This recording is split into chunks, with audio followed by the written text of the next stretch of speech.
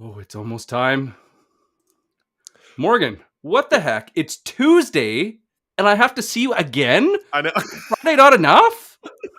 Especially on such a momentous weekend. We had Canada Day. We had Independence Day here yesterday. It's Tuesday. Happy Tuesday, Nick, and hello to everyone joining us this morning. If you're here, drop a hey in chat. We'd love to see you. Yeah, I feel like with this being all about the comments, Oh, I think we're going to have to live it up. So, if somebody is not here and you want them here, tag them. tag them. If there's something great today, tag them. They get the timeline so they know exactly where to go. Give them the little snippet of what you learned. But Morgan, I used to think that we were pretty good at comments on social. Yeah, I thought I was okay. Like I know how to do it. And then I heard about this guy that like booked over 80 in 1 month. So many. So many that his AEs actually told him to go away for a little while. So we need to welcome everyone. Please welcome Evan, the one and only Evan Patterson. And only Evan Patterson to the B2B Power Hour. Hey, Evan. Well, wow, for the hype. Holy crap. Hello. We know how to hype up somebody. Welcome. So the coffee needs to kick in. What's up? Nick, do we have a question of the day? We like to kick it off around here with something casual, something fun. Oh no. Your throwing flag is flying. Already. Yeah, that's what's happening. That's a symbol of my entire weekend, actually. Like, if that doesn't scream American independence, I don't know what does. I got the question of the day. All right, Nick. Evan was my inspiration. So, what is your favorite way to celebrate Independence Day? Oh. I don't.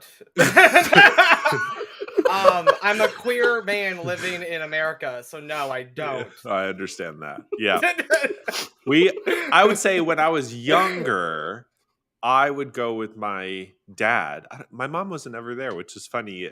I don't know if she just didn't like fireworks, but like there was a big park in my hometown. And so they had like, I don't know, a live orchestra and like a fireworks thing that went off. And that was always fun. That was nice.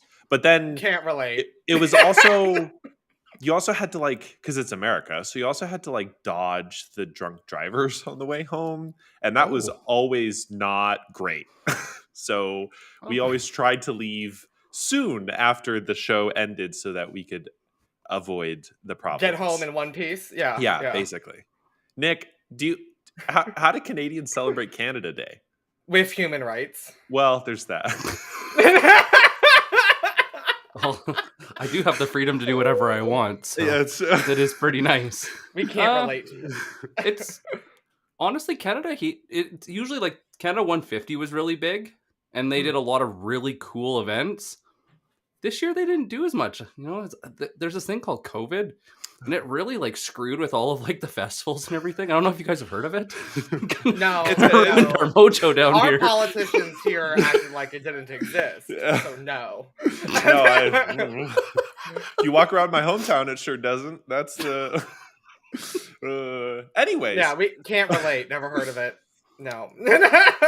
Welcome, everyone. It's almost as if like Nick knew I was going to have like a really dark response to this cheerful question. So, Evan, I don't know you that well. In case you can't tell, Helen Keller knows me that well. Okay. Yeah. We're gonna have some fun today, everybody. So strap in. So it's sorry. gonna be so good. Someone tag my mother. Oh yeah.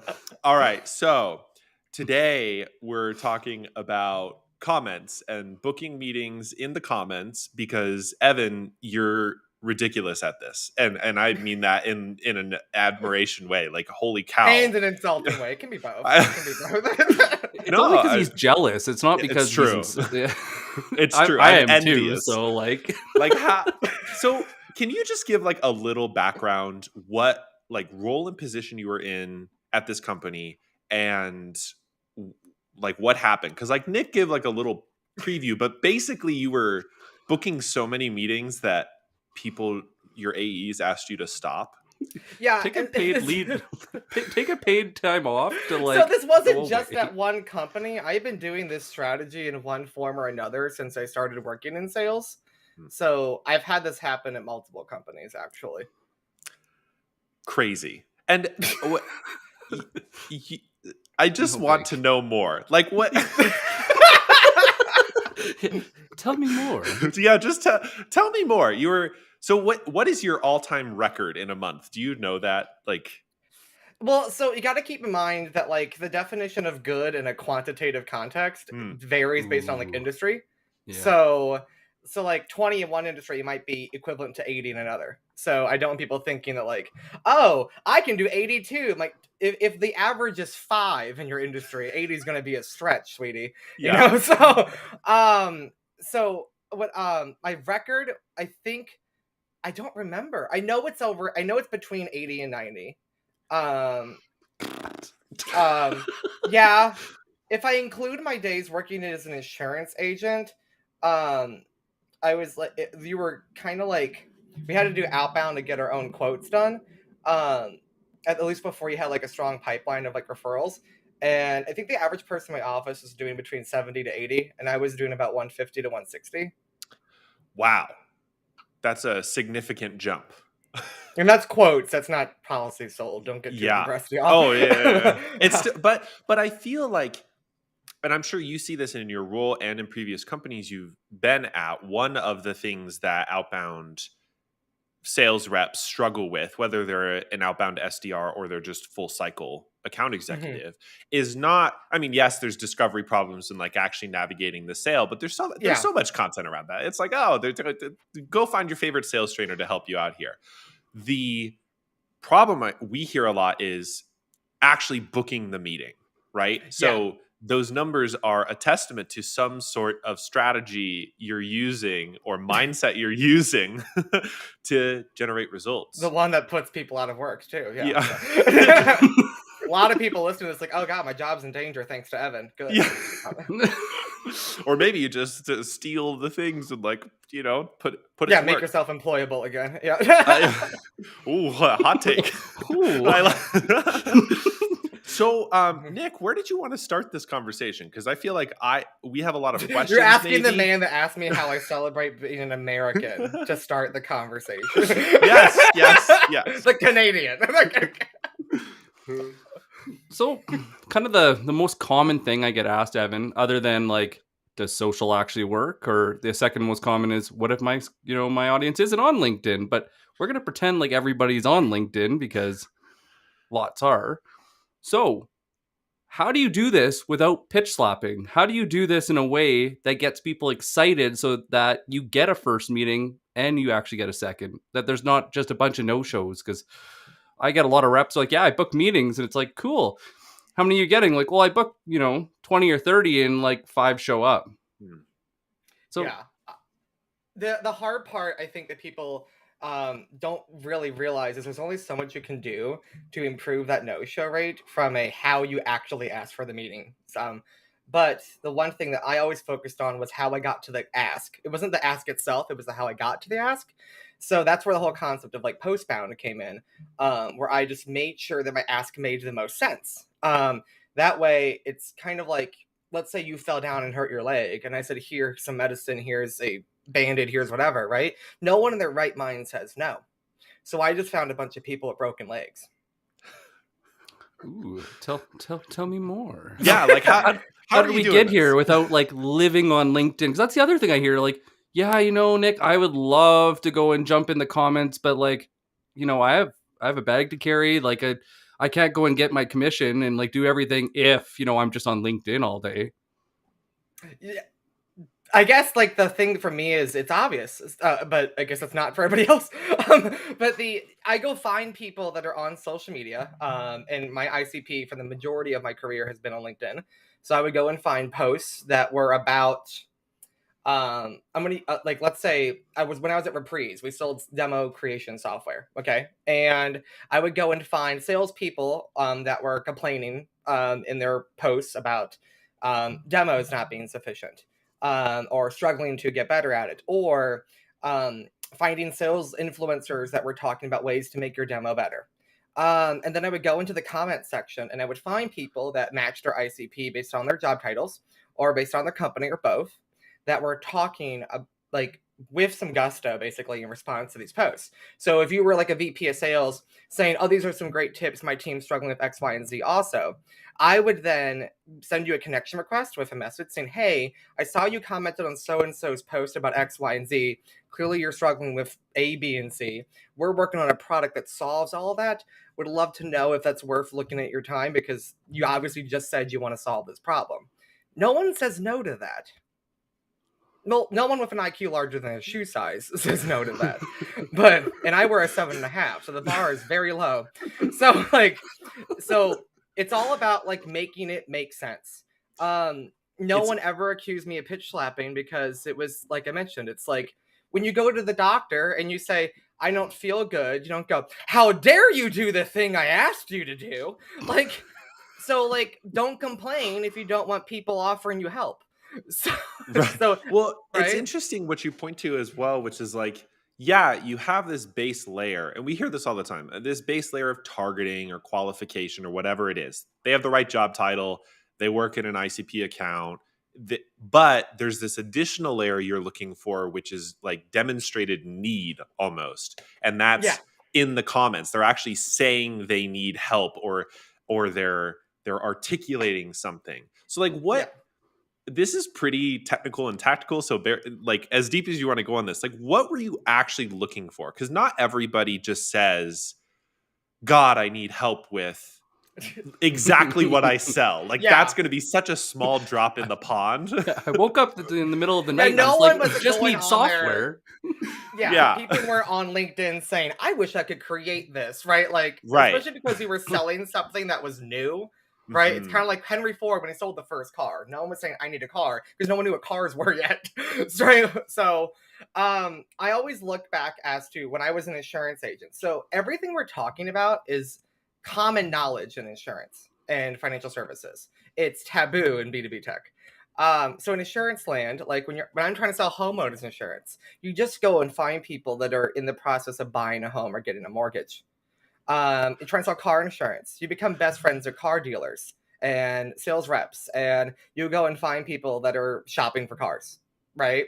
You go to a lot of auto shows. You get people boats. I used to go to boat shows. I don't sell boats. I sell boat insurance. And usually wealthy, affluent people, typically in my neighborhood, owned boats. So therefore, I knew that a lot of them are business owners. So I could sell them commercial insurance. And then business owners usually know a lot of people. So I was like, let me focus on events that attract affluent people so I can then do the trickle-down effect to all their employees and all their partners that they had as a business. So it's all about understanding how your product solves problems in their lives. And then even if that person's not aware those problems exist yet. So everybody who buys a boat needs insurance. Everybody who buys a house needs insurance. Everybody who buys a car needs insurance. Everybody who owns a business needs insurance. So I wasn't looking for people saying I need to solve these problems. I was looking for people that the next logical step is to solve this problem. Why is it taboo in B2B? Because I come from B2C and I have the same sort of like, what the hell? Why aren't we connecting the dots here? Is it like, did you just connect these dots yourself over time? I'm just curious. Or was this like a company that trains you to connect these dots? Or like, is it just because like salespeople don't get this sort of training generally that we don't do this in B2B? Or I don't know. I think it was just because it was so normal in the insurance industry to do this. Like this is all everyone knew, that when I moved over to the tech world and people weren't doing this, it just seems nonsensical. Like I didn't know anything other than what I knew. And I was like, and then I discovered the only B2B just loves to make things trackable, and they love to make things fit into these fancy tools because they pay tens of thousands of dollars for them. And it's like, you shouldn't be shoehorning your strategy into the tool. The tool should be shoehorned into the strategy. You've got to ask backwards. Because in tech, when I was in insurance, like we didn't have a tech stack. I worked for a very small agency. You know, we had a budget of some shoestring and a prayer, right? So like and I'm an atheist, so that's nothing. So, you know, coming into the tech world, it was like, why why are you all overcomplicating this? People are like, well, what's your social selling sequence? I'm like, I don't have one. People book on my first message. Mm-hmm. Like, if you're doing it correctly, you shouldn't need the sequence. So like, and I never understood that. No one trained me this way, I would say, at least not on purpose. Before working in insurance, I made content for VR gaming communities, and I partnered with a bunch of brands when I was a teenager. My first job was at 13 or 14, I can't remember exactly, on social media. And so like, and that's how I got clients as a child, was just by finding things that just made sense. I think a lot of people naturally do this in their personal lives. When something's wrong in your life, you're just like, what's the next possible logical step? So it's just like, for some reason, we clock into work and we turn that off, and it doesn't make any sense. Mm-hmm. Agreed. Well, it's like when we used to play, and now we can't play because play isn't. There's no benefit to it. How is it going to move our career ahead? If you were even toddlers do this. A 4-year-old wants to build a pillow fort, right? What's the next step? Go get pillows. Yep. But it's almost like unlearning all of your first year of sales.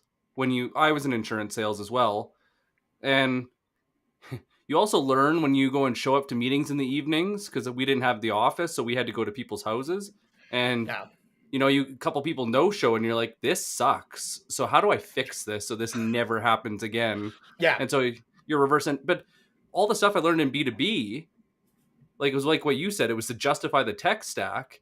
And it also, it took the person out of the equation, which is kind of funny because it's amazing what happens when you have a conversation. Yeah, it's. I think it's because they also want to like watch over you and make sure you're actually working.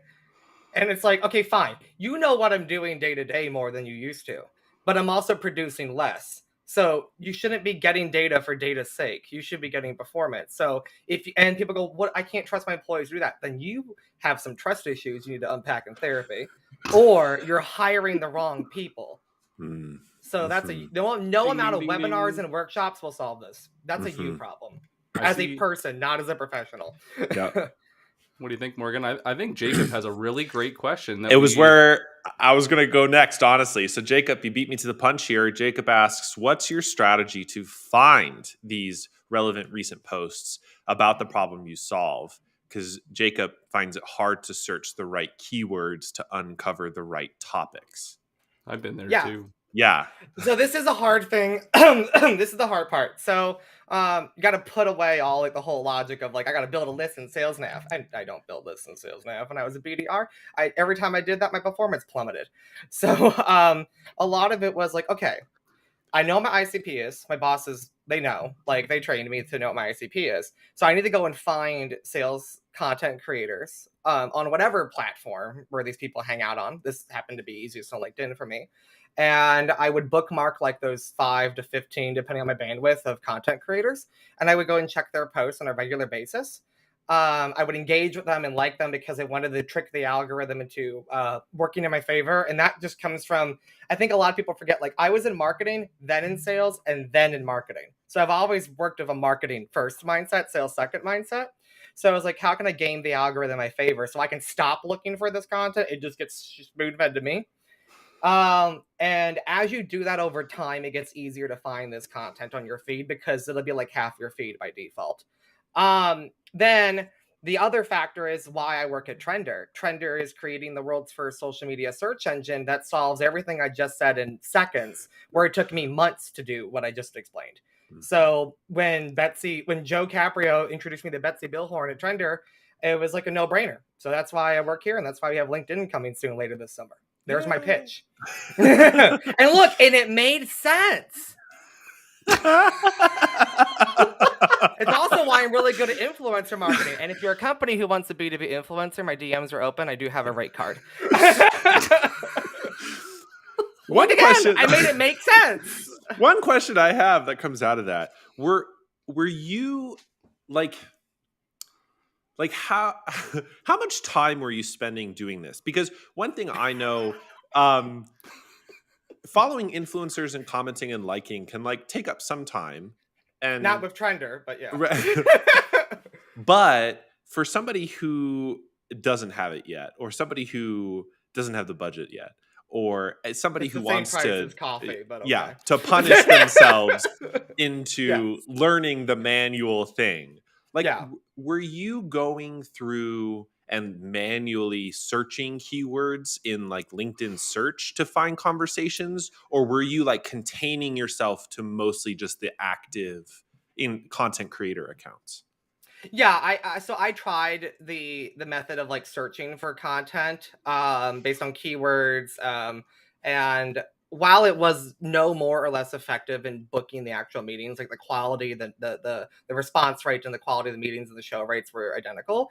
It was just faster for me to lean on like the content creators that were just consistently producing content that was more often than not something that I personally, not something my company decided for me, but me personally felt confident in segueing from to our product.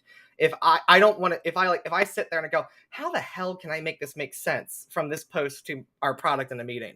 And if I'm sitting there for like more than even 30 seconds, like that's a sign that you're trying to shoehorn something. So I just moved on to the next because it was like, I could probably, as somebody who used to do stand-up comedy for a living, I could probably figure out a way to do it, but it's not worth my time to do that. I'm not getting paid to do that. I'm getting paid to book meetings. So I realized that, yeah, there's like 15,000 ways I can go get that content. Because Trender wasn't a thing yet, this was the fastest way for me to do that without sacrificing quality. So and over time, like I mentioned, the algorithm will continue to play in your favor because the trick is not just to send that DM, it's also to like to engage in the comments with the folks that are there, even if they're not your ICP, because you never know who someone knows. I think people like forget, like I know some of the marketing leaders at Linden Labs, which is the creators of Second Life. If you're trying to get into VR, you should be DMing me. I've got connections galore at gaming publication companies. People forget, like, yeah, no, us B2B tech marketers can be nerds too. Right? So, and my partner, my best friend Kevin, his partner is like one of the leaders at a cosmetics and skincare company. It's a Fortune 500 company. Like, and he's just a nurse, right? So you never know who you know, right? And I love nurses. I'm not downplaying what they do, but the whole point is, don't think just because that person does X, Y, and Z that they don't know people who do all these other things. So, so therefore, I would never steer away from like, I would never just focus on just my ICP. I would focus on the people that my ICP was talking to and with. It's kind of like, this is going to sound, I hate comparing sales to dating, but sometimes it's true. When you go to a gay bar, and you're a gay man and you're trying to get another gay man, get your straight girlfriends to come with you and get them to become friends with the man that you're interested in as a way to vet and make that first ask for that date easier. It's the same thing I did on LinkedIn. I became friends with all of your friends, so you felt like the loser that didn't know me. So therefore, because they all loved me. So therefore, you would say yes to talk to me more than likely. I love this. It's like intent on steroids, because you hear a lot of people like, well, I'm not going to name tech stacks to be fair, but like they have all these tech stacks and they're like, well, they looked at my profile or they did this and they did that. And they're trying to build context, But what you did, what I love, is you made it so simple. You're like, hey, I like this. You like this. We can probably have a conversation about this. And this person creates content on it all the time. So I'm guaranteed to come back every day, every second day max, and have great content for us to discuss. And because I know that comments spread versus DMs versus emails versus everything else. COVID. Yeah. Just not in the US. Yeah. But yeah, no, not a thing. You get the power of the algorithm working to your favor. So it's like, would I rather work smart or hard? And would I rather go and talk to just you or have the ability to get social proof by my comment getting liked by other people and spreading? No. That's too obvious. There's a hook. There must be a trick to this. There must be something. Yeah. So, something that Jacob has an interesting question, which maybe we'll ask outright, and then I have a follow on. And by the way, for anybody who's joining us, Jacob isn't the only one who has to ask questions. So if you have other questions, ask him. Mom, if you're watching, log off. Yeah. So Jacob asks, what's your take on connecting with people and not doing any discovery, but letting them start seeing your posts and come inbound from the feed? So basically, instead of doing a personalized connection request and then immediately trying to book the meeting, what about connecting with people and then, I suppose, nurturing them through content? Got it. So there's a lot of different strategies to play here because it depends on what kind of meeting you're trying to book. No two meetings are created equal. So working in the insurance industry, I always focused on high intent meetings, which in the insurance world is not that much different than the B2B tech world. It just meant that there was some level of expressed interest. Whether it was outbound or inbound, there was a confirmed mutual interest in procuring that product. Not learning about it, but like getting it. Those are two very different things.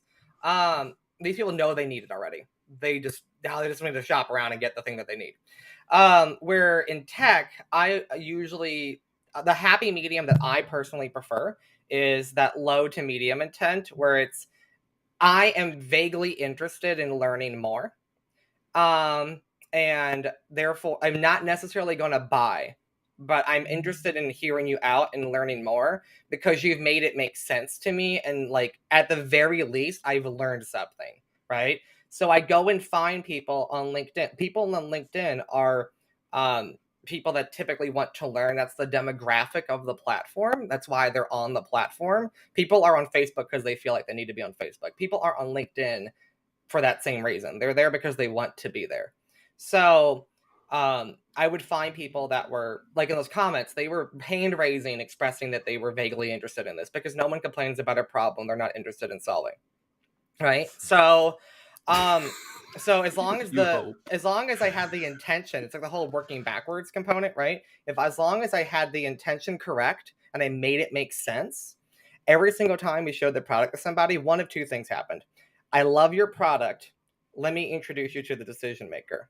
Or I love your product. Let's keep talking.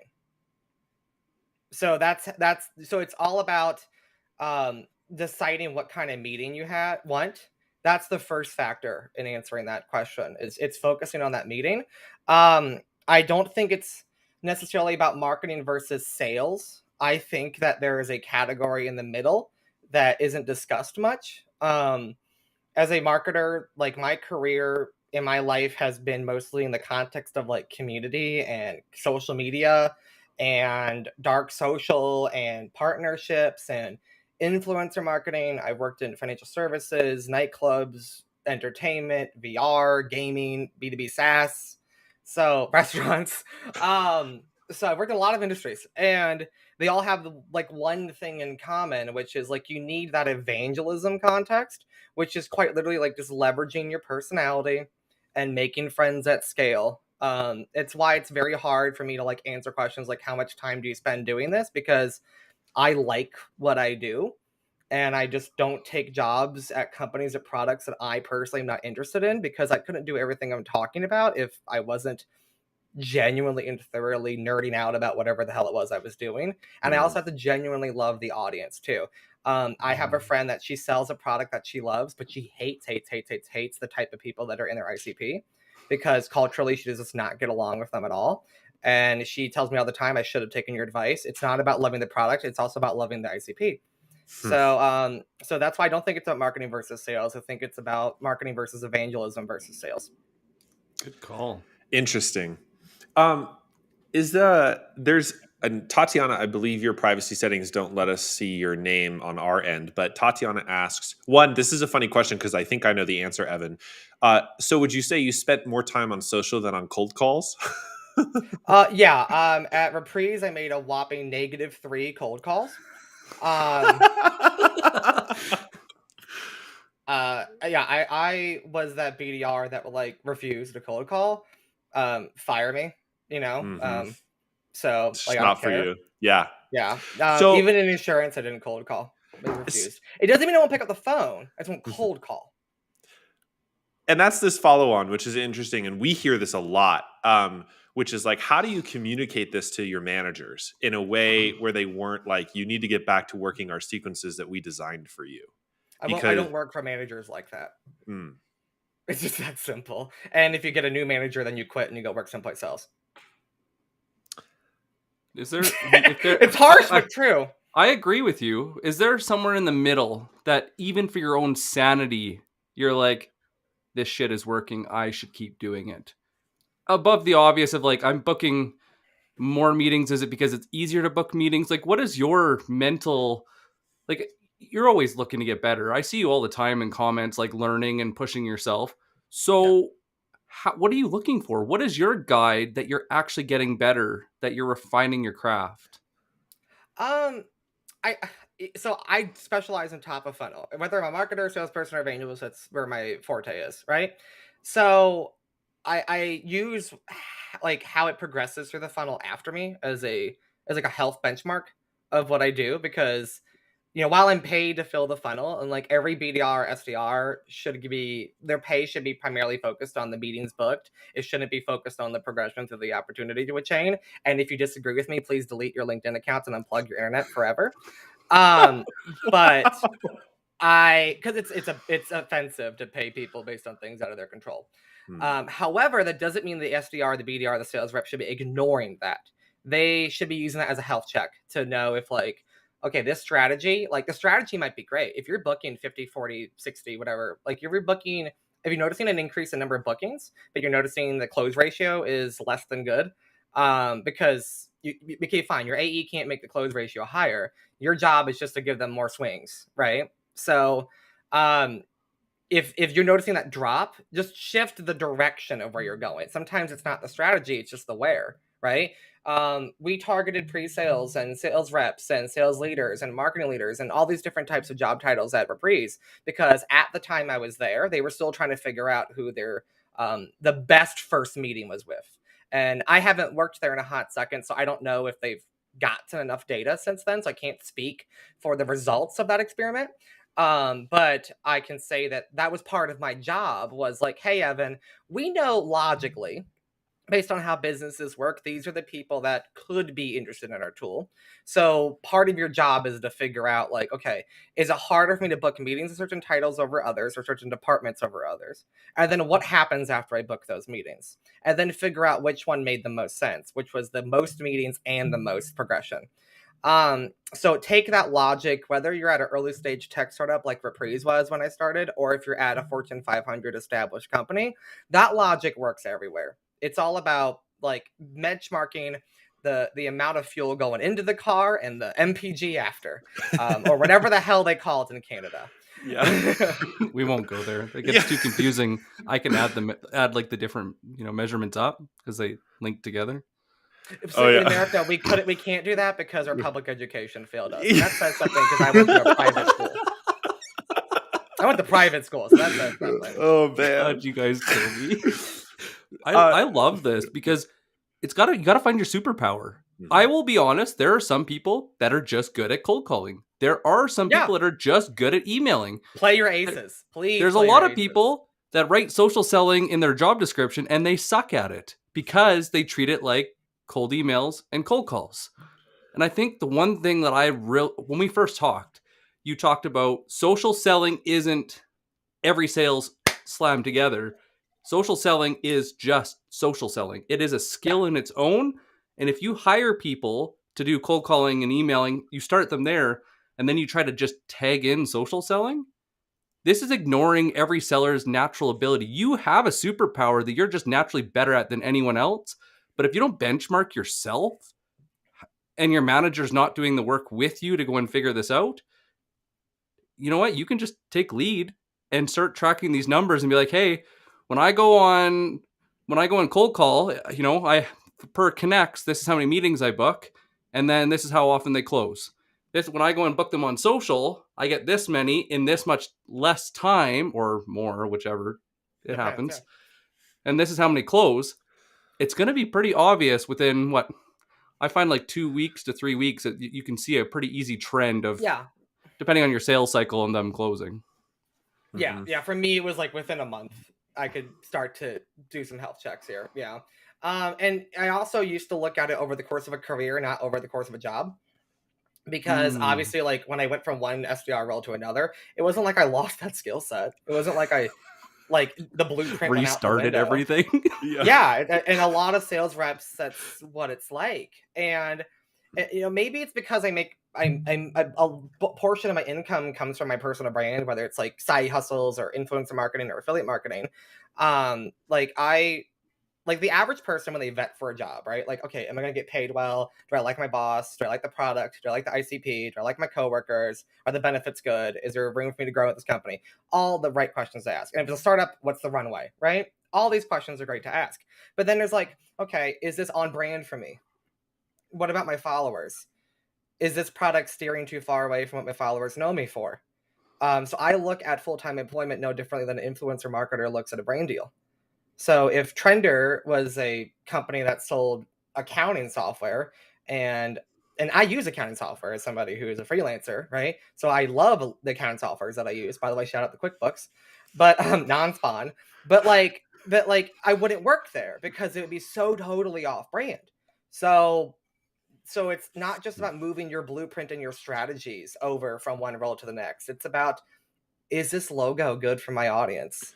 Is this logo on brand for me? Evan's the early stage tech startup, dark social selling, community marketing guy. I can't deviate from that. I have to, if I want to, it's just slowly over time.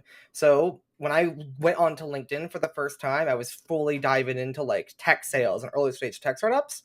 And over time, it's like tech sales, tech social selling, tech social media, tech community. Like it was slowly having to chip away at the block. So I look at it as the same way an actress or an actor looks at movies. I look at it the same way a musician looks at their content and their music videos. Every single thing I do has to be on brand. And that's the sign of a social seller. I don't want to lose this thread really quick because I want to combine this with one thing you had mentioned earlier, which is sort of your, and I also agree with you. I don't know why there's sequences as it comes to like rolling this out and engaging with people. It's always confused me. Like, do we really need to systematize your calling, phone, connection, comment, profile view thing one after the other? There's nothing human about that. Yeah. So, and all we do it is for the tech stack, of course. It's not because we got to have justify this bill. Right. So how, like you had mentioned previously, you were finding these comments that were in your ICP. And then you were sending a connection request that said, hey, I saw you commented and blah, blah, blah, blah, blah. Would this be interested to you? Yeah. It changed every single time, literally. Yeah. Do you ever like engage with other accounts who maybe aren't that top tier? And then like, are you trying to intentionally get them to a meeting, or are you just sort of like engaging with others to see where it goes? Sort of what I'm thinking about is like in traditional sales, if you had an email sequence, we call that like lead nurturing, I guess. Yeah. And so are you where's doing the lead nurturing nurturing in social selling? Like, and is that even worth our time, or is it just more like relationship and community building? Or I don't know. I'm interested to pick your brain a little bit on that. It depends on what kind of role you're in. So like if I was focusing on enterprise, right? Obviously my company might go, here are some logos that we really, really want, right? So I might tailor everything I just said to like, okay, I'm going to find a post that I know attracts people that work at like these Fortune 500 or Fortune 1000 companies. It's the opposite of going to the sales nav and finding people who work there. I'm finding posts that attract those people. And then I will go and make friends with literally every single person in the department. I don't care if you're the janitor or if you're the VP of sales. I am going to make friends of everyone inside and out, because I find that I would rather book 40, 50, 60 intro meetings at the same company with non-decision makers and build a fan base in a company. So therefore they can go to their boss 60 different times saying, we need this problem solved. I found a solution. So I literally use the power of eternal peer pressure. So therefore, I love that, Jim. So therefore, like that's my lead nurture, is I'm getting my prospects to do the nurturing for me. Could you imagine being a fly on the wall in that meeting? Yeah. Who is this guy? He's everywhere. Please, where did you hear about him? Stop booking meetings with the people that sign on the dotted line. Start booking meetings with the people that give that person a reason to sign on the dotted line. That could be their board. That could be their board. That could be their investors. That could be their coworkers. It could be their boss. It could be the people underneath them. It could even, I've even gone to like if I wanted to get a meeting with Uber, I would go to Uber's website and I would go to find all the companies that use Uber and try to sell our product to them, and then go, hey, all of your customers are using our product and it's helping them. And obviously you trust your customers. So it doesn't even have to be internal. It could be using their customers. It could be using their competitors. It could it's all about inducing FOMO. That's lead nurture and social selling is about that. Damn. Now that's some good shit right there. Honestly, I'm gonna make a joke about this, but like when I was in high school, all my friends were teenage girls, and there is no one better to make you feel like you're missing out on something than a teenage girl on social media, or a gay man like myself on social media. So I took every single petty trick I did as a teenager to make someone feel bad about themselves, and flipped it into making them feel good about themselves. Oh, I was wondering where you were going with that. I was waiting for like, the oh punchline. shit. Yeah, it's all about taking that same logic and flipping it for the positive. And also scaring Canadians into thinking that I'm going to be an asshole online, because there's no such thing as a mean Canadian. Unless you're French Canadian, then you're just hysterical to me, and I love you. My ex is French Canadian, he's my best friend, so it's okay. Okay. It's like, holy crap, we're just taking shots everywhere here. Je parle français un petit peu, mes amis. Oh man. So David had just asked, the non-DMs I've spoken with won't take a call. How did you get them to agree to a meeting? So basically, like, are you capable of getting to somebody to a meeting without sending them a DMs, or just like having conversation in the DMs, or are you gearing for that conversation in the DMs off of your connection requests and your comments? So I don't know if David means DMs as a decision maker or DMs as direct message. So based Good on the question. context of this question, I think David's talking about decision maker. Sure. Because this is non-DMs. So like, Yeah. if you're saying non-decision maker, it's all about, it's changing the tone, right? So for example, if I'm trying to sell to an AE who's not the decision maker at Reprise, but their boss might be, or their boss's boss might be, I'll just kind of go in there and like, misery loves company. I'll go complain about the problem with them. It is decision maker. Sorry about that, David. You're good. Yeah, so that's kind of like the game plan, is like going in there and like, for lack of a better word, it's like bitching with them, you know, and like showing that you get it, right? And like and arming them. Like, listen, I know it's hell on earth trying to get your boss to buy something. And it takes a village, quite literally, as a gay man, village people, hello. So, but I'm like, but the least I can do is give you something to help you in your current job and make you look amazing to your boss and better than your coworkers, or take it to your next job, and impress them straight off the gate in your first 90 days, saying, hey, I'm not saying buy this, but I'm saying if you like being a sales leader, you should learn about this. So I literally give the non-DM, like the talk track to use before they even take the meeting with my AE. And sometimes I even sell like, hey, my AE hates that too. That's why she works here. That's why he works here. That's why they work here, because they're trying to solve that problem too. They agree. They know it sucks. And that's how it works. So so I don't talk to them the same way I talk to their boss. I love that. And you don't talk to a toddler the same way you talk to a 25-year-old. You get down to their level. Mm-hmm. I've always thought we always have that trusted person, like that. You know, every company has that one person that when things go wrong, they get the call, and then it keeps going down the ladder, right?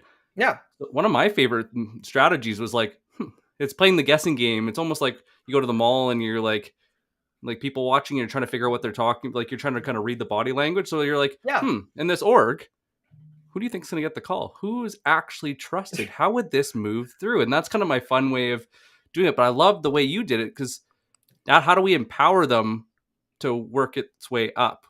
How do we empower them to have the best conversation possible? That's all it is, a conversation. And I don't think it really matters unless it's like public versus private information, if it needs to happen in a comment or a DM. Yeah. But, when that person, then there's a lot of decision makers, and you have the right conversation and they feel empowered to have that conversation, you're not going to lose. No, it's all about making it make sense. And like in the art of conversation, at the end of the day, if this person is not clicking with me, for whatever reason, like I can tell they're disinterested. I'm having trouble connecting with this kind of person. just based on their colloquialisms and the way they communicate. Like, instead of stressing out about that, I just move on to the next. It's just like in a networking event, right? Like, you're not going to try to impress somebody that you're not getting along with. Like, you just go find somebody else at the networking event to talk to. It's the same thing in sales. I was like, you work at fucking Uber. There's like 500 people I can also talk to. I don't need to talk to you. Yeah. I've always hate that when it's like the account's dead. Why? Well, I went and talked to this one VP and they said no. I was like, there's 25 You talked VPs. to one? Right? You know how many products Trender has bought after saying no 4 times prior? Yeah. Because they went to somebody else. Mm-hmm. And no, please don't prospect me right now. But the whole point is, I'm the easiest person to prospect to. I answer almost every single outreach. It is pathetic. Oh gosh. Speaking of, I was going sorry. to go there too. No, Speaking you're going to of, the same place I'm going. Outreach. Allie had asked, do you send a message with your initial request? As I understood, yes. And what's your like go-to messaging when you first reach out? So yeah, always send a message, and I literally refuse to use anything that looks like it could have been automated, or it looks like it's like hyperly grammatically correct. I talk the way that I'm talking to you all right now. I write like I'm texting. I literally would go in my phone and like remind myself, like, how do I talk to my boyfriend? Because that's how I'm going to talk on LinkedIn. It's that simple. He responds. We've been together for 3 years, and I have 4 boyfriends. So, so I take that logic to how I type, and then I usually, there's like a loose formula. This isn't word for word, and feel free to make it your own terminology. But I always say like, hey, saw you commented on so and so's post. That's point number 1. About X, Y, and Z. Jog their memory. And if it's, don't ever do it if it's been like more than like 4 or 5 days, by the way. Pro tip. The response rate plummets because like I don't remember. So and then so hey, saw a comment on so and so's post about X, Y, and Z. X, Y, and Z being like a pain point, by the way, not just a generic topic, like about reps struggling with insert thing here. We're working on a product that solves exactly that. We would love to see if it makes sense for you, or at the very least, you learn that something out there exists for when you're ready to pull the trigger. I might change that phrasing if they're not a DM, I go, so like you can at least show your boss, it'll make you look great, you know. And like we can chat here, I can book a meeting with you, I can send you a video. What would you like to do? And if they choose not book a meeting, I do that. And then like 9 times out of 10, they end up asking for that meeting. I don't have to give it to them. And that's all about, by the way, only work at a company with a good product. That's the other thing too, because that won't work if the product sucks. And marketing has to have really good collateral. So, but that's how the messaging works typically. The only time I follow up is because a lot of people don't respond to that first message because of the way the inbox works, like if they accept it on their phone versus on a computer. So what I'll do like the next day is, or as soon as I notice that they've accepted, hey, thanks so much for just like, hey, just want to say thank you for connecting. By the way, I'm looking forward to seeing your content. Like something unrelated to my previous message. Or if they're active on LinkedIn like regularly, they're creating their own content, I might even make a joke like, hey, so happy I could flood your DMs like every other asshole on LinkedIn. Doesn't this DM inbox suck? I love to use the misery loves company play because everyone, regardless of personality, like loves to complain. We're hardwired as humans to complain. So I turn that complaining into a positive. Nice. And Tatiana had asked earlier, so let's just like thread these together. Do you only leverage LinkedIn for your methods, or do you use other socials as well, like Reddit, Twitter, Insta, etc.? Depends on the ICP. When I was at Reprise, it was almost exclusively LinkedIn. We did some Twitter, but when I say we, I mean me, because we played into our aces. Luke Scotton, shout out to him, amazing at email prospecting, by the way. Like he was on par with me, just different channel. So more proof to play your aces. But yeah, I only really used the LinkedIn when I was at Reprise. It would depend on the company, to be quite honest, and the product and the ICP. At Trender, we're everywhere because we're a social media search engine. We have to be on social medias. We have a curse. All these tech companies get to pick 1 or 2 platforms. We have to pick all of them. So once again, it all comes down to what platform you're on. It's kind of like and not trying to attack you, Allie, but that's one of the things that the sales industry needs to, sales profession needs to turn off is, where do I go to do this? Only you know the answer to that. And if you don't, and this is going to sound harsh, but if you don't know how to like pick up what I said, copy and paste it and apply it to the platform it needs to be on, if it's not LinkedIn, then you're not a social seller. Hire someone who is then. Mm-hmm. We all have our superpowers. I'm not a cold caller. Tom Slocum is a definitively amazing cold caller. So like I believe that cold calling works, just not for me. Mm-hmm. Yeah, I'm not a cold caller either. It's not how my brain works, and I don't know. I'd much prefer to do what exactly you've lined out today. I tell my doctor to F off when they cold call me. So why the hell would I cold call a company? Like what David Premier says, the sell the way you buy, basically. Yeah. Please tell me, somebody in the comments, if you bought something off a cold call. Yeah. Then my next question is, who hurt you? Shots fired. Hot damn. I like Will Allred when they were building Lavender. They started looking at like how he was looking at emails, how he was reviewing things, and he started to reverse engineer it for the other buyers.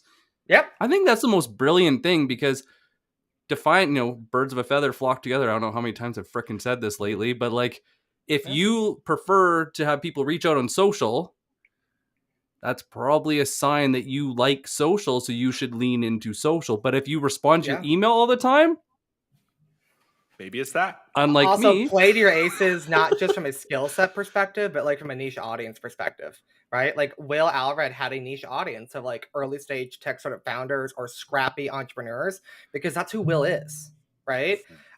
People that were digital nomads, worked from home. They liked having control over the day, whether they worked for a company or owned a company. That's who Will is. That's on brand for Will, right? So Will just attracted people like that.